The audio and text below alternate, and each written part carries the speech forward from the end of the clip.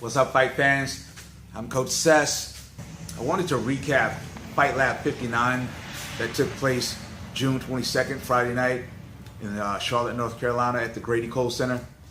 There were some excellent fights, fantastic matchups, and what I want to do is define or describe an attribute that defined that particular fight.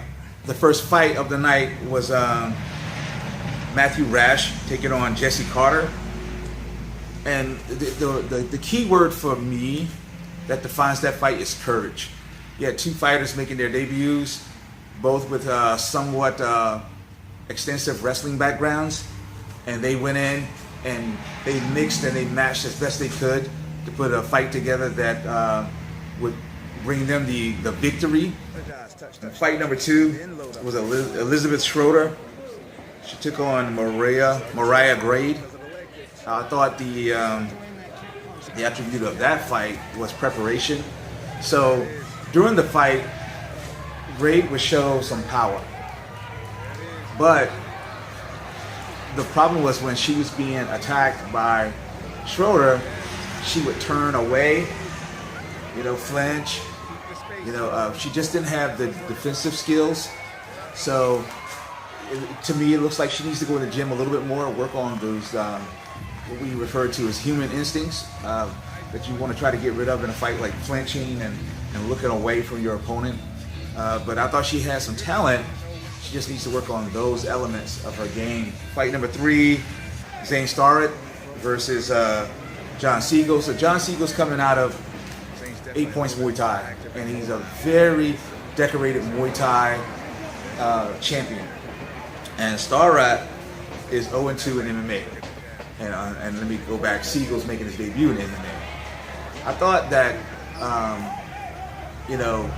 started with 2 losses by decision, came in and did the right thing.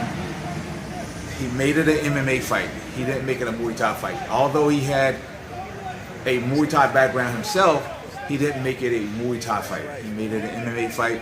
He got the decision. Starrett now is training with High Stand MMA, but the key attribute for that fight is focus. Starrett was more focused in terms of MMA, and John was just more focused in terms of fighting himself. So I thought Starrett did the right thing. He's focused, coming off 2 losses, and to me that says this is a guy that's going to be around for a while. So look out. Next fight, Michael Saleh taking on Colin Goodale. This fight was about heart. Goodale was much taller, much more aggressive. Even at the end of the fight, he shocked everybody with takedown skills. He seemed to keep the fight in standing position pretty much the entire time. And then at the last hurrah of the fight, he actually took Saleh down. So that kind of shocked the commentating panel. But he was in control of this fight, but Saleh would not quit. And so to me, that attribute that represents that is a lot of heart. I think the only thing that where Saleh, and we mentioned this in the broadcast, the only thing that he didn't do was he didn't punch with Goodale. He was just, too tall. His opponent was too tall, too long. So getting to him wasn't going to work. And defending and following back in didn't yield any good results either. So the only way we felt that he needed to, that he would achieve some success is if he actually struck with him in the middle of the combinations. And the few times that he did it, he was able to land a few punches that stunned Colin. So it's just a matter of going back in the gym and looking at these types of situations and seeing, if we can pull this off again and again and again. But a great fight. Next fight was Zachary Hicks taking on Levi Whitlow. So Hicks is coming out of Primal Fitness in Greensboro, trains with Meshach Adams, and Levi's coming out of where was Levi from? Jeff Jimmo, Jimmo Jim. Man, the word that defines this fight is skill, because Hicks, in my opinion, initiated with a lot of, flashiness, a lot of athleticism, but that goes away after the first round. And sure enough, after the first round was said and done, Whitlow settled into his skill set and started letting his hands go, and he got the victory. Next fight, Doble Brewer taking on Michael Waters. I thought since Doble was coming off a loss, at the last fight lab, I thought what he had here, in contrast to the previous fights, he had a lot more patience. There were times it looked like he could have finished his opponent. There were times it looked like he could have pressed the issue, but I think he wanted to calm down, not fight with a lot of emotion and a lot of nerves, and just work on his skills, focus on being inside the cage for 9 minutes and not worry about trying to finish your opponent, because that's going to come. So I think his patience was very important in this fight, and that's what earned him the victory.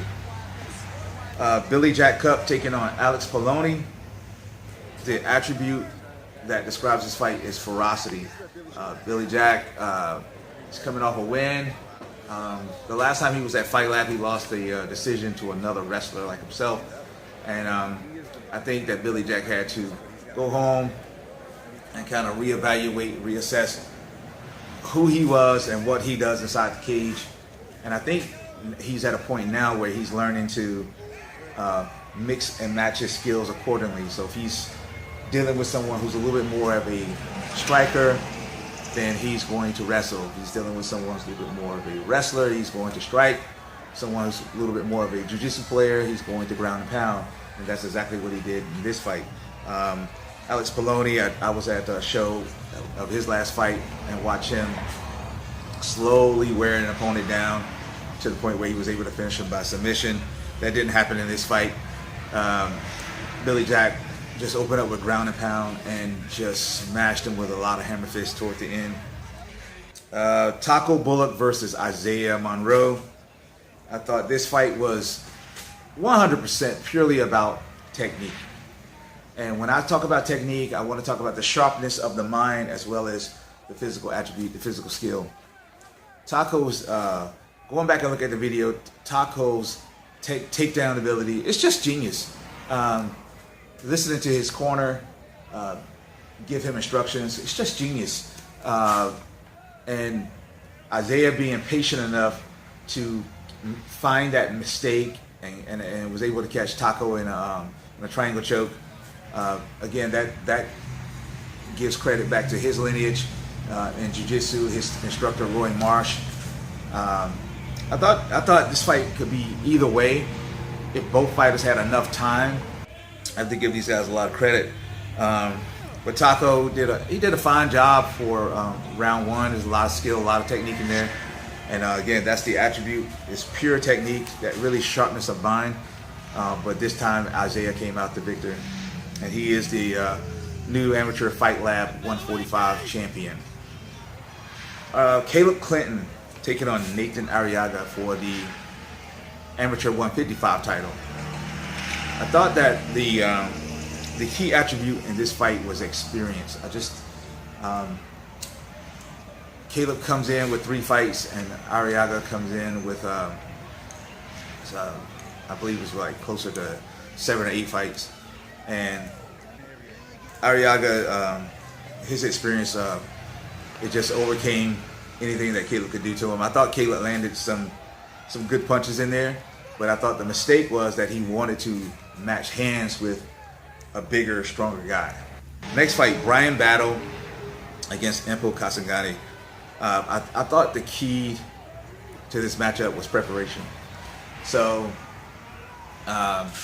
both guys were slated to be on this card, but different opponents and potentially different weight class, for Brian at least, because he should have been fighting up a little higher.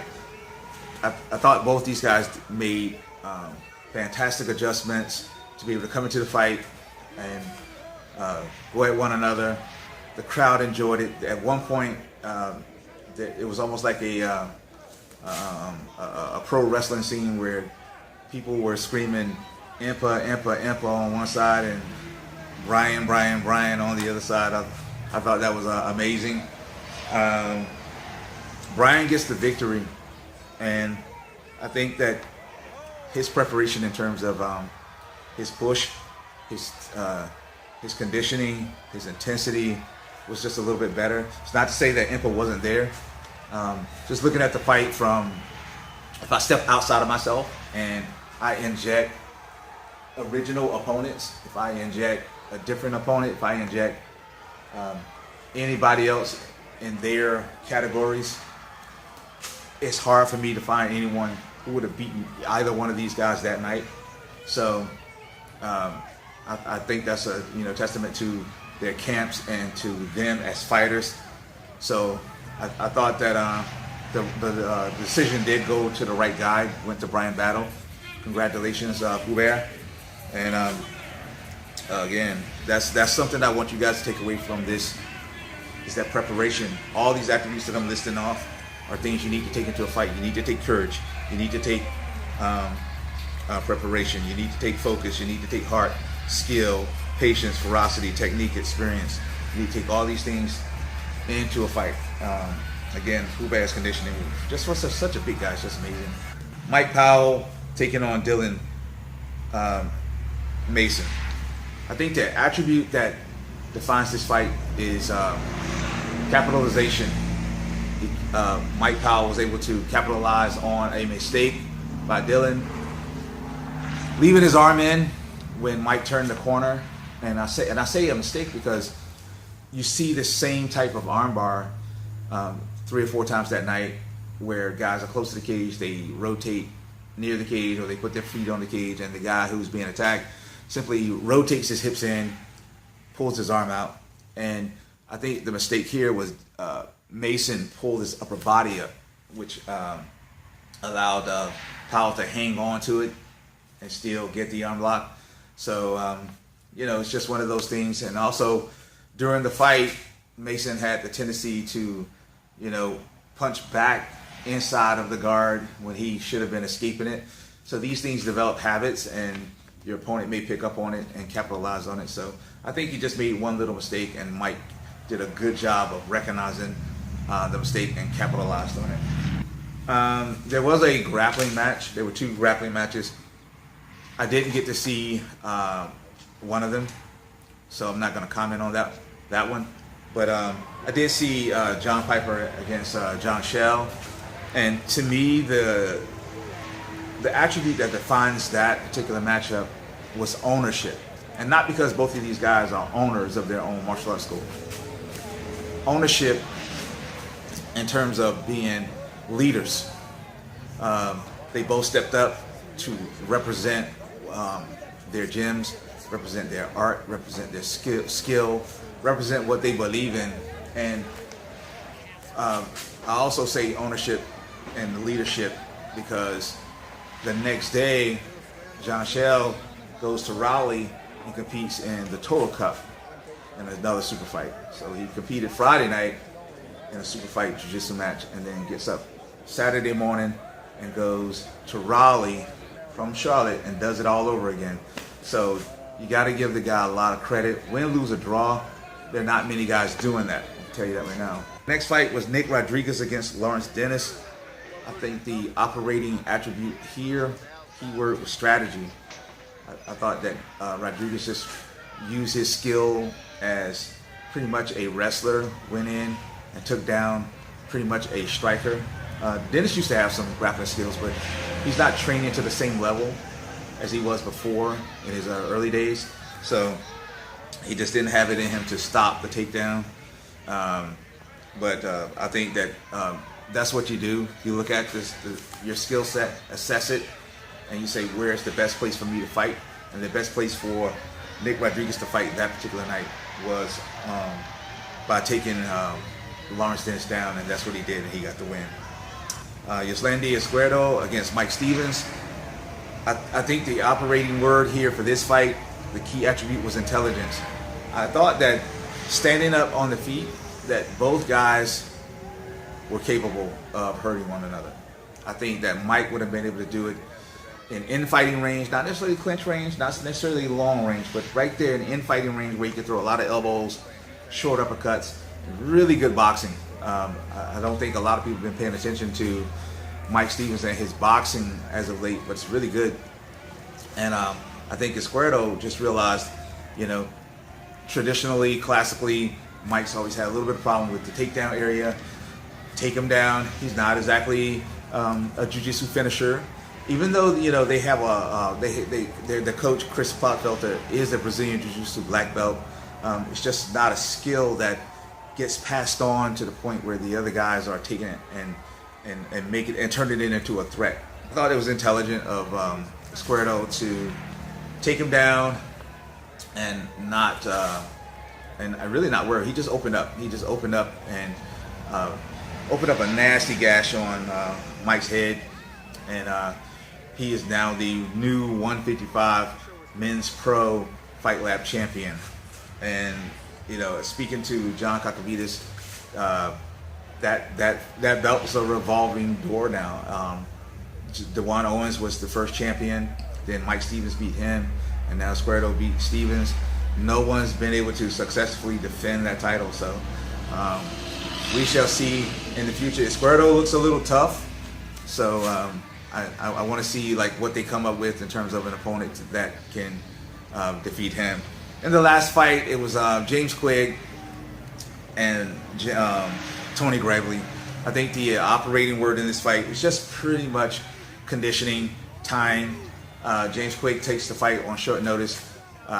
He was only really able to put in about 4 days of training from the time that he had kind of accepted the fight.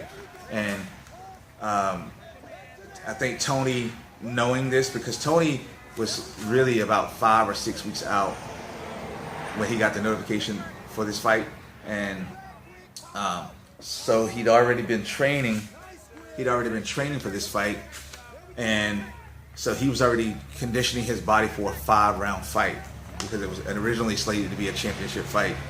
And I think in a situation like this, you just realize, okay, regardless of the skill level of the other guy, you've got to push the pace. There's no way that James Quigg could have came in on 4 days notice and been properly prepared for a 5-round fight unless he'd already been training. But there were a lot of changes on this card, where a lot of guys I have to give credit to. A lot of guys on this card, especially Taco, James Quigg, and Impa, and Brian Battle. These guys were slated at one weight class or not slated on the card at all, and they stepped up at the last minute to step in and fight for championships and fight for credibility. So James Quigg didn't have the time to prepare properly for this fight, but I want you to learn from that.